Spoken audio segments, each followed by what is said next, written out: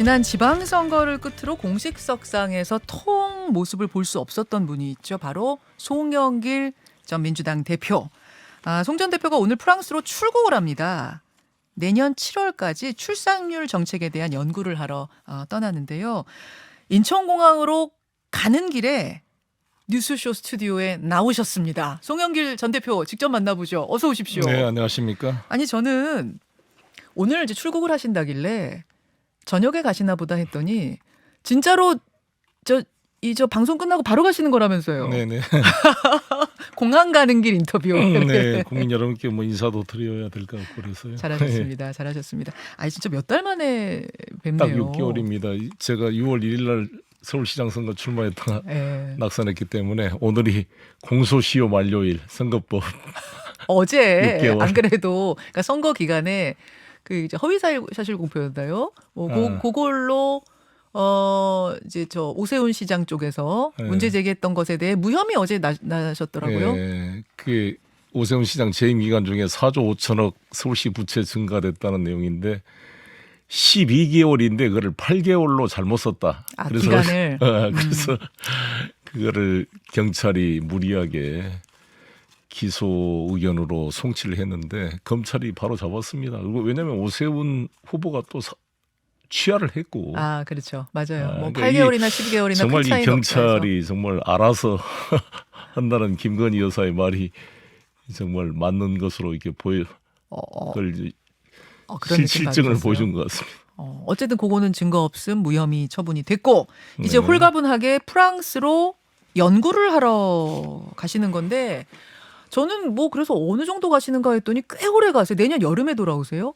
네, 7월 4일에 오는데 거기가 OECD가 파리에 있고 기후변화 협약에 된 곳이고 또 이제 이번 겨울이 오면 에너지난이 심각할 겁니다. 예. 그래서 원전의 강국인 프랑스의 원전 문제와 원전 폐기물 처리 문제, 또 핵 융합 발전 문제, 식량 이런 걸 한번 두루 살펴봐서 우리 민주당이 미래 아젠다를 준비하고 다음 대한민국을 책임질 수 있는 그런 집권 여당으로 다시 태어나기 위한 준비 작업을 해야 한다고 봅니다. 그러면서 이제 국민들께 오늘 출국 인사도 드리고 네네.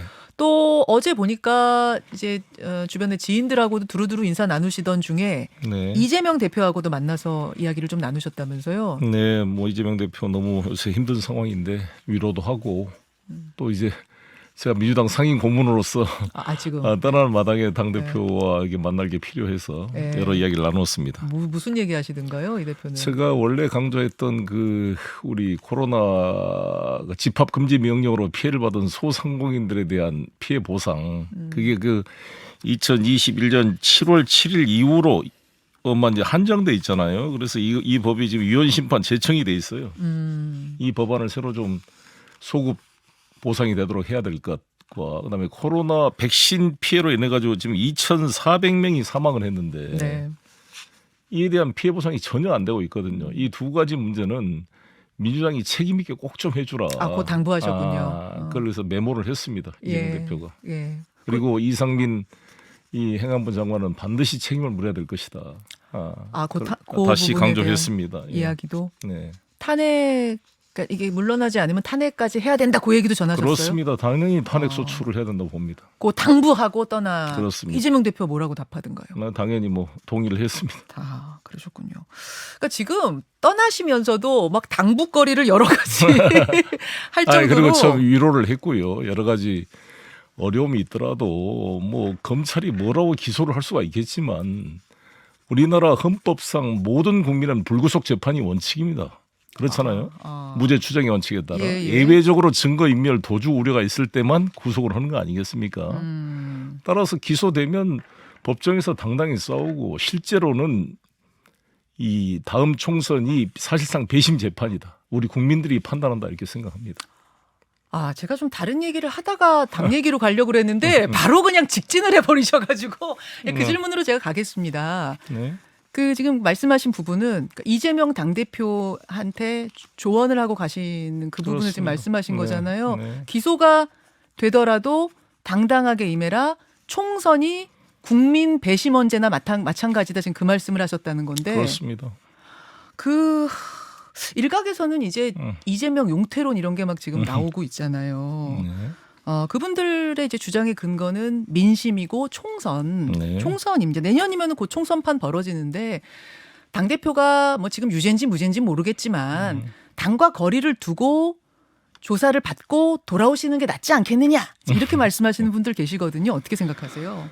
글쎄요. 뭐 그런 문제는 지금 뭐 논의할 바가 아니고 현재 전당대회에서 선출된 당 대표의 임기가 보장돼 있는 거 아니겠습니까? 그리고 총선 때는 사실 당 대표 혼자 하는 게 아니라 아니 문재인 대표도 그때 김종인 위원장을 모셔다가 공천권도 맡기고 예. 또 통합적 선대위를 구성한 것처럼 그때 민심에 따라 새롭게 선대위가 구성돼서 추진하면 될 것이고요. 일단 지금 단계에서는 그런 내부의 논의, 대표의 거취를 논할 게 아니라 이 무도한 검찰권의 폭력적 이런 행사에 대해서 힘을 모아서 대응하는 것이 민주당 소속 국회의원이나 당원의 올바른 자세이다. 이렇게 생각합니다. 지금 필요한 건 단일 대우다. 그 말씀. 그렇습니다. 왜냐하면 제가 어제 무슨 인터뷰도 말했지만 국민의힘이 분열될 것이거든요. 국민의힘이 누가 분열 먼저 될 것이냐의 지금 싸움인데 왜 스스로 우리의 분열을 자초할 것은 일종의 적전 분열이 될 수가 있는 것이다. 국민의힘이 왜 분열되느냐. 예. 내년 총선을 앞두고 지금 이 전당대회를 이제 정진석 비대위 체제가 3월에 끝날 거 아니겠습니까? 뭐 그럼 1월, 2월 중에 전당대회를 해야 될 텐데 지금 유승민 후보가 압도적 지지를 갖고 있잖아요. 예. 2위가 안철수 후보지만 안철수 후보는 당내 의원들 사이에서 계속 지금 왕따되고 있는 상황입니다. 그래요? 예, 왜냐하면 좀 독특한 리더십이기 때문에 그 융화가 안 될 거예요. 그 국민의당 의원들하고 직접 만나보면 우리도 그런 경험을 했던 것처럼. 그래요?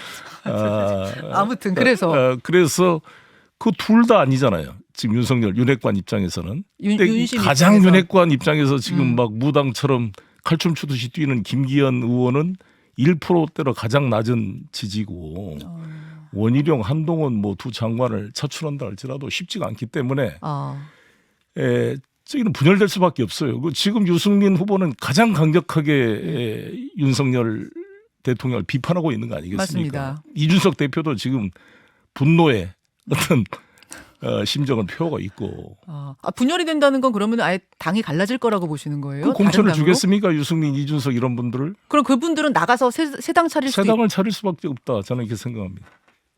바라시는 건 아니에요. 아니 만약 유승민 당대표를 수용을 하게 되면 집권당과 이 윤석열 정부와의 그 불협화음 때문에 아마 유지가 되지 않지 않겠어요? 자, 그렇게 국민의힘이 그리고 대통령 지지도가 30%대에서 머물게 되면 예. 필연적으로 집권당은 총선을 치르기 위해서 대통령을 공격할 수밖에 없고 대통령 심지어 탈당을 요구하는 상황이 발생할 것입니다. 탈당 요구하는 상황 발생할 거다. 아니 대통령이 총선에 도움이 안 되는데 국회의원들이 대통령을 따라가겠어요? 지금 한 지지율 30% 안팎이잖아요. 그렇습니다. 그러면 송영길 전 대표 돌아오시는 내년 여름 7월쯤이면 그게 어느 정도 될 거라고 보시는 건데요? 저는 더 악화될 수 있다고 봅니다. 왜냐하면 경제 상황이 좀 쉽지가 않아요. 지금 이 오로지 아침 보면 우리 국민들에게 지금 형사소송법 강의를 하는 것 같아요. 매번 그냥 압수수색. 아니 모든 기업인들이나 이게 불안해서 살겠냐고요, 다들. 그래서 지지율은 더 뭐 떨어질 걸핏하면 거다. 그냥 압수수색하고 알겠습니다. 진압하겠다 그러고 법과 질서를 떠주는데 지금 중요한 것은 국민의 마음을 통합시키고 이 어려움을 이길 수 있도록 상호 배려하고 미래를 뚫고 나간 좀 밝은 메시지가 나와야 될 거 아니겠어요. 이 대통령 메시지가 국민에게 힘을 주는 밝은 메시지가 있습니까? 그래서 좀 부정적으로 보고 내년 여름 돌아올 때쯤 되면 아마 지지율 한 20%대로 더 떨어져 있을 거라고. 지금 내년 초쯤 되면 이제 금융 위기가 올 수도 있어요. 지금 같은 이 환율, 고이자, 고물가 시대를 과연 이게 견뎌낼 수 있을 것인가? 오히려 지금 소위 말한 NPL이라는 게 있잖아요. non-profit loan이라고 지금 비수익 채권. 이제 부도가 나게 되면 이 회사들에 대한 부실 채권을 관리하는 회사, 유암코라는 회사가 있는데 유암코 대표를 이상돈이라고 하는 도이치모터스 관계자 김건희 여사 쪽 사람으로 알려진 이 사람을 임명을 했어요.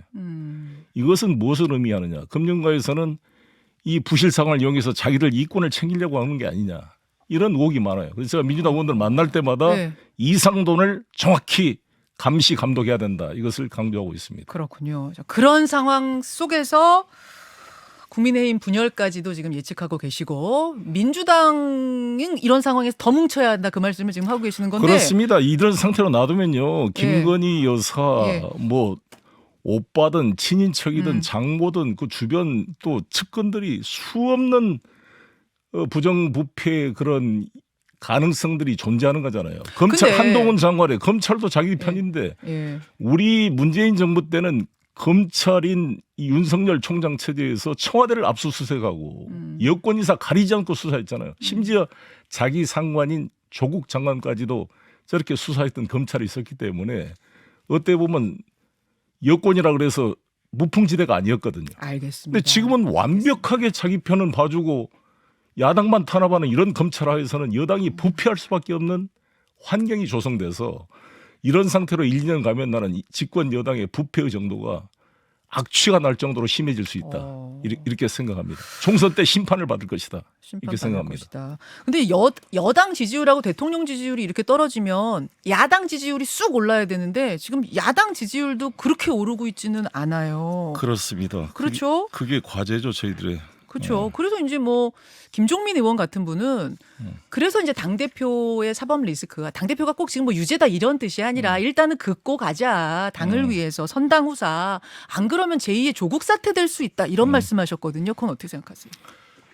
아니 김종민 의원이나 이런 분들의 뭐 생각도 있겠지만 중요한 것은 저는 169명의 국회의원들이 정말 이 자기 문제처럼 당과 전체를 위해서 고민하고 국민들의 눈물을 닦아주고 현장을 뛰고 좀 발로 뛰어서 좀 대안을 내셨으면 좋겠어요. 꼭 이재명 대표한테 모든 핑계를 댈 게 아니라 예를 들어서 청문회 같은 거 하거나 TV 토론 나오면 우리 당 의원들이 그렇게 준비가 안 돼 있어서 지지자들이 저한테 엄청나게 항의 전화 와요. 왜 그렇게 제대로 말을 못하고 청문회에서 한동훈 장관 하나 제대로 제압을 못하고 끌려다니냐. 이런 그런 얘기가 한심한 민주당 국회의원들 정말 열받는다. 이런 지지자들의 항의 전화가 저한테 많이 오거든요. 예, 물론 열심히 하는 의원도 계시지만 저는 169명의 헌법기관들이 각자 발로 뛰고 공부하고 준비해서 신문에 나온 기사 편집해서 그냥 발언하는 게 아니라 1차 자료를 받고 증인들을 만나고 민심을 발로 뛰어서 살아있는 목소리를 대변하는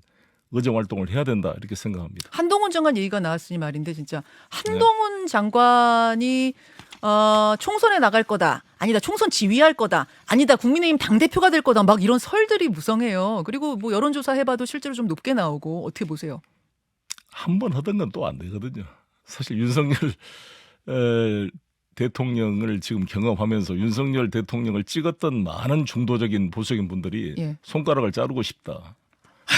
이런 말이 안철수 후보의 예언이 사실로 드러나고 있거든요. 선거 때 했던 얘기. 그러니까 결국 정치라는 것도 소중한 전문 영역인데 1년도 채 안 되는 정치 신인, 국회의원도 한 번 안 해보시고 선출직을 한 번도 안 해보신 분을 대통령으로 뽑아놓으니까 사실 대통령이 김건희 여사인지 윤석열 대통령인지 구분이 안 되는 상황이 된 거잖아요.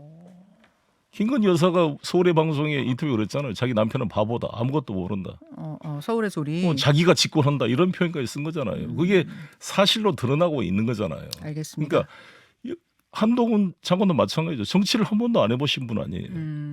이런 무경험자. 그리고 검사라는 것은 필요한 우리나라의 기관이지만 국민의 먹고 사는 정치, 경제, 사회문화, 외교, 국방을 어떻게 맨 검사만 하던 사람이 알겠어요. 알겠습니다. 좀 시간이 별로 없는데 제 질문거리가 많아가지고